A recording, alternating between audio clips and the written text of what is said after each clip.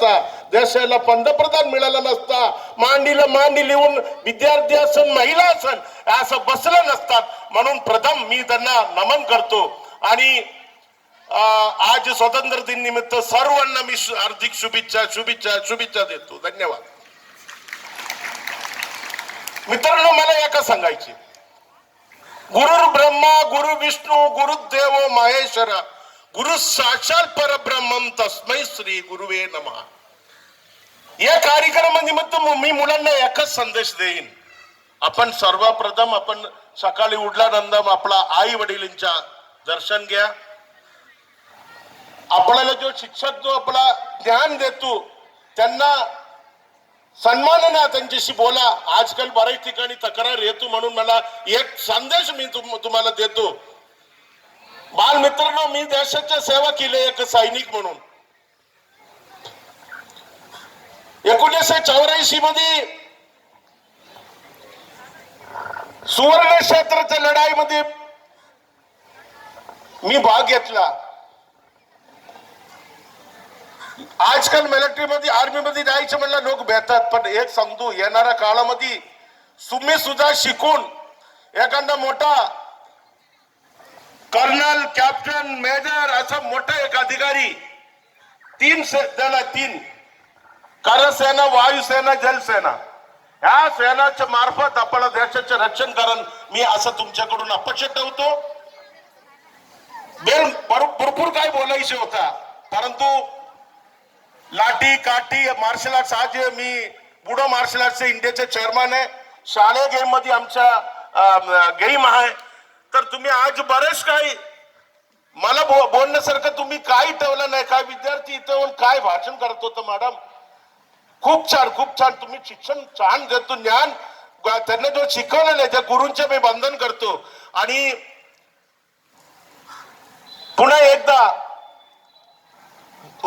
या दोन्ही दंपतीच्या नावाने शाळा बऱ्याच ठिकाणी चालू आहे, परंतु एक मला विनंती आहे, आपल्या शाळेच्या माध्यमातून महात्मा फुले आम्ही लढाई दिले. पुणे विद्यापीठला सावित्रीबाई फुले पुणे विद्यापीठ नामकरण करा. कारण आहे की त्या दोन्ही दंपती पुण्यातून हे कार्य सुरू केले. गायकवाड सर माझ्या बरोबर होते त्या काळामध्ये. 1996 मध्ये आम्ही लढाई दिले. 9 ऑगस्ट 2014 मध्ये महाराष्ट्राचे राज्यपाल माननीय PC अलेक्झांडर यांच्या हस्ते पुणे युनिव्हर्सिटीला नामकरण झाले. आम्ही 15 वर्ष लढत दिलं साहेब. तर आता या कार्यक्रमानिमित्त आपल्याला त्या समितीचे मी कृती समितीचा अध्यक्ष होता. मला यश प्राप्त झाले. महात्मा फुलेचे स्वप्न, सावित्रीबाईचे फुलेचे स्वप्न हे पूर्ण करत असताना कुठेतरी त्यांच्या नावाचे विद्यापीठ असणे गरजेचं आहे, म्हणून त्या कार्य आम्ही केले. मला त्याला श्रेय मिळाला. या शाळेच्या माध्यमातून आमच्या बाग सर आणि मॅडमला मी विनंती करतो, तेव्हापर्यंत महात्मा फुले आणि सावित्रीबाई फुलेला भारतरत्न घोषणा करणार नाही.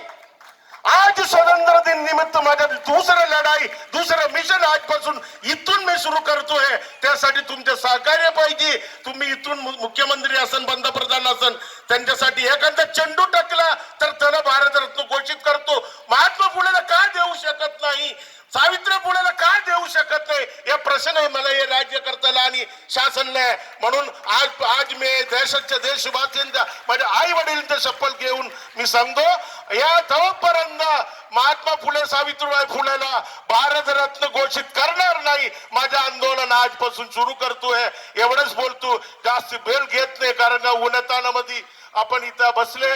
तुमच्या मनोगत सगळं मला बाल मित्रांचं मला ऐकायला मिळाला. तुम्ही मला बोलण्यासारखं काय ठेवलेलं नाही. मी हेच अपेक्षा करेन, येणाऱ्या काळामध्ये तुम्ही या शाळेचे नाव गमवायला पाहिजे. त्यासाठी एखादा मोठा IAS IPS अधिकारी व्हायला पाहिजे. या देशाच्या राजकारणासाठी एखादा खासदार आमदारच्या रूपाने पुढे यायला पाहिजे. असंच मी आपल्या बालमित्राकडून मी अपेक्षा ठेवतो. माझे 2 शब्द संभवतो. जय हिंद जय भारत. धन्यवाद. खूप खूप धन्यवाद साहेब.